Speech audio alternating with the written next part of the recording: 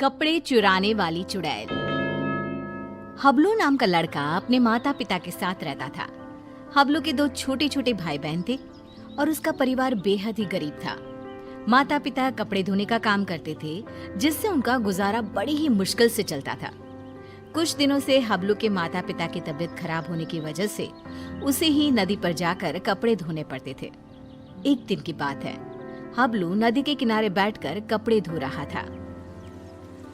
ये जिंदगी भी कोई जिंदगी है, लोगों के कपड़े धोना।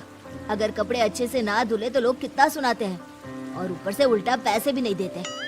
कपड़े धोने की वजह से नदी का पानी गंदा हो जाता है। उसी नदी में एक चुड़ैल रह रही होती है। जब वो नदी का पानी गंदा देखती है तो गुस्से से पागल हो जाती है। कौन है जो मेरे रहने की जगह को गंदा कर रहा है? अभी जाकर बताती हूँ उसे। हबलू नदी में कपड़े धोकर उन्हें वहीं पेड़ से बंधी रस्सी पर सूखने के लिए डाल देता है और वहीं पेड़ के नीचे कपड़े सूखने तक उनका इंतजार करने लगता है। हबलू को पता ही नहीं चलता कि बैठे बैठे कब उसकी आंख लग गई और कुछ ही देर में चुड़ैल भी नदी से निकलकर आ जाती है। कौन है जिसने मेरे रहने की जगह को गंदा किया है? तभी चुड़ैल की नजर रस्सी पर सूख रहे कपड़ों पर पड़ती है। अरे वाह, ये कपड़े तो बड़े ही सुंदर सुंदर है और ये साड़ी कितनी खूबसूरत लग रही है। तभी चुड़ैल अपने पहने हुए कपड़े देखती है। मेरे कपड़े कितने गंदे हैं, हम लोगों को तो अच्छे कपड़े पहनना नसीब में ही नहीं होता। तभी चुड़ैल कपड़े देखकर सोचने लगती है, क्यों ना इनमें से एक कपड़ा चुरा कर मैं पहन लूं, कौन सा इस लड़के को पता चलेगा। चुड़ैल जल्दी से रस्सी से एक साड़ी उतारती है और नदी में ले जाकर पहन कर देखती है। ये साड़ी मुझ पर कितनी खूबसूरत लग रही है, इसमें तो मैं एकदम हूर की परी लग रही हूँ। फिर कुछ देर बाद हबलू की आंख खुलती है। उसे पता नहीं चलता कि कब शाम हो गई। अरे शाम हो गई, समय का पता ही नहीं चला। अब जल्दी से कपड़े उतार कर घर चलता हूँ, नहीं तो रात हो जाएगी। हबलू रस्सी से कपड़े उतार कर घर चला जाता है और घर जाकर कपड़ों की गिनती करके उन्हें एक गठरी में बांधने लगता है। 1 2 3 और ये 5 और ये 9, ये कैसे हो सकता है? मैंने तो 10 जोड़े कपड़े धोए थे, इनमें तो एक कम है। दोबारा गिनता हूँ, कहीं मुझसे कपड़े गिनने में भूल ना हो गई हो। हबलू एक एक करके दोबारा कपड़े गिनने लगता है, पर इस बार भी कपड़े 10 जोड़े की जगह 9 जोड़े थे। कपड़े कम होने की वजह से वो परेशान था। ये सब सोचते सोचते उसे कब नींद आ जाती है पता ही नहीं चलता। अगली सुबह हबलू फिर से कपड़े लेकर नदी पर धोने के लिए चला जाता है और जैसे ही वो कपड़े धोने लगता है, नदी का पानी कपड़े धोने की वजह से फिर से गंदा होता है। ये देखकर नदी में रह रही चुड़ैल आग बबूला हो जाती है। ये लोग मुझे चैन से रहने भी नहीं देते। आज फिर ये लड़का कपड़े धोकर मेरी रहने की जगह गंदा कर रहा है। आज मैं ऐसा सबक सिखाऊंगी कि ये कपड़े यहाँ धोना ही भूल जाएगा। हबलू के कपड़े धोने के बाद वो उन्हें पेड़ से बंधी रस्सी पर सूखने के लिए डाल देता है। जब तक ये कपड़े सूख रहे हैं, मैं यहीं पेड़ के नीचे कुछ देर आराम कर लेता हूँ। हबलू वहीं पेड़ के नीचे एक कपड़ा बिछाकर लेट जाता है। ठंडी ठंडी हवा चल रही थी तो लेटते ही उसे नींद आ जाती है और पता ही नहीं चलता कि कब उसकी आंख लग जाती है। कुछ देर बाद चुड़ैल भी नदी से निकलकर बाहर आ जाती है। आज मैं उसे छोड़ूंगी नहीं, मेरे रहने की जगह गंदी करके खुद चैन की नींद सो रहा है। आज तो मैं उसे मार ही डालूंगी। चुड़ैल हबलू को मारने के लिए आगे बढ़ती है तो रस्सी पर सूख रहे कपड़े देखकर रुक जाती है। अरे वाह, आज भी सुंदर सुंदर कपड़े सूख रहे हैं। चुड़ैल रस्सी से एक अच्छी सी साड़ी उतारती है, नदी में ले जाती है और पहनकर देखने लगती है। ये साड़ी तो मुझ पर कैसे भी ज्यादा सुंदर लग रही है। वो चुड़ैल साड़ी पहनकर नाचने लगती है। मेरा पिया घर आया ओ राम जी, मेरा पिया घर आया ओ राम जी। अब तो जब भी कपड़े धोकर सुखाया करेगा, मैं चुपके से जाकर उसके कपड़े चुरा लिया करूंगी और पहन लूंगी। उस लड़के को पता भी नहीं चलेगा कि उसके कपड़े कौन चुरा कर ले जाता है।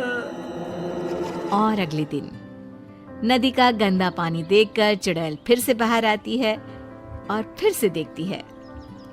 ये लड़का आज भी कपड़े सुखाकर सो रहा है। इस तरह से चुड़ैल हर रोज चुपके से जाती, एक अच्छा सा कपड़ा उठाती, नदी में ले जाती, पहनकर देखती और खुश होती। जब हबलू सोकर उठता तो वो एक जोड़ी कपड़े गायब पाता। कपड़े चोरी होने की वजह से हबलू बहुत ज्यादा परेशान हो जाता है। समझ में नहीं आ रहा कि मेरे कपड़े कौन चुरा कर ले जाता है। अगले दिन हमेशा की तरह वो कपड़े धोता है और उन्हें पेड़ से बंधी रस्सी पर सूखने के लिए डाल देता है और पेड़ के नीचे कपड़ा बिछाकर लेट जाता है। सोचने लगता है कि आखिर कौन है जो मेरे कपड़े चुरा रहा है और मुझे पता भी नहीं चलता। ये सब सोचते हुए हबलू को नींद आ जाती है। गंदा पानी देखकर चुड़ैल बाहर आती है और ध्यान से सभी कपड़ों को देखने लगती है। तभी उसे एक लाल रंग का सुंदर सा लहंगा पसंद आता है और वो उसे अपने ऊपर लगाकर देखने लगती है। ये लहंगा तो बहुत ही सुंदर है। इसे पहनकर तो मैं रानी लगूंगी, रानी। इस लहंगे को पहनकर अपनी चुड़ैल सहेलियों को जाकर दिखाऊंगी। जब वो मुझे इस लाल लहंगे में देखेंगी तो मुझसे जल बुझ जाएंगी। इससे पहले कि ये लड़का सोकर उठे, मुझे ये लहंगा चुराकर नदी में ले जाना चाहिए। फिर वो चुड़ैल वो लाल लहंगा उतारती है और तभी हबलू की आंख खुल जाती है। वो चुड़ैल को देखकर डर जाता है और फिर से वापस अपनी आंखें बंद कर लेता है। बाप रे, ये तो चुड़ैल है। अच्छा, तो यही हर रोज मेरे कपड़े चुरा कर ले जाती है और मुझे पता भी नहीं चलता। फिर वो जैसे ही लहंगा नदी में ले जाने लगती है, अरे ये लहंगा लेकर कहाँ जा रही है? ये लहंगा तो जमींदार की पत्नी का है। अगर मैंने उसे लहंगा नहीं लौटाया तो वो मुझे जमीन में जिंदा ही गड़वा देगा। नहीं, वो लहंगा मुझे चुड़ैल से वापस लेना ही होगा। पर कैसे, समझ में नहीं आ रहा। वो लहंगा मैं चुड़ैल से लूं तो कैसे लूं? हबलू बाकी के कपड़े उठाकर घर ले जाता है और रात को लेटा हुआ चुड़ैल से पीछा छुड़ाने की सोचता रहता है। तभी उसके दिमाग में एक तरकीब आती है। हाँ, ये ठीक रहेगा। इससे चुड़ैल कपड़े भी नहीं चुराएगी और हमेशा के लिए वहां से चली भी जाएगी। फिर जैसे ही सुबह होती है, हबलू हमेशा की तरह कपड़े धोकर रस्सी पर सूखने के लिए डाल देता है और पेड़ के नीचे जाकर सोने का नाटक करने लगता है। लगता है आज फिर इस लड़के ने कपड़े धोए हैं। चुड़ैल नदी से निकलकर बाहर आती है तो देखती है कि रस्सी पर केवल आज दुपट्टे ही दुपट्टे सूख रहे हैं। ये क्या, आज सिर्फ दुपट्टा? कोई बात नहीं, आज मैं इसे ही ओढ़ लेती हूँ। जैसे ही चुड़ैल रस्सी से दुपट्टा उतार कर उड़ती है, उसके पूरे शरीर पर खुजली होने लगती है। मर गई रे, ये मुझे खुजली क्यों हो रही है? अरे कोई तो कुछ तो करो। हबलू आंखें बंद करके सब कुछ देख रहा होता है। अब आएगा मजा। बड़ा रोज कपड़े चोरी करके पहनती थी, अब पहन कर देख कपड़े। आज इस चुड़ैल को पता चलेगा कपड़े चोरी करके पहनने का नतीजा। आज के बाद ये कपड़े चोरी करना भूल जाएगी और फिर कभी जिंदगी में किसी के कपड़े नहीं चुराएगी। चुड़ैल इधर उधर भागने लगती है। खुजली, खुजली, अरे बचाओ, मेरे शरीर पर खुजली हो रही है। अरे मर गई मैं। अरे कोई तो मुझे बचाओ, मुझे नहीं पहनना ये दुपट्टा। अरे इससे तो मेरे शरीर में खुजली होने लगी है। अरे मुझे नहीं चाहिए इस लड़के के कपड़े।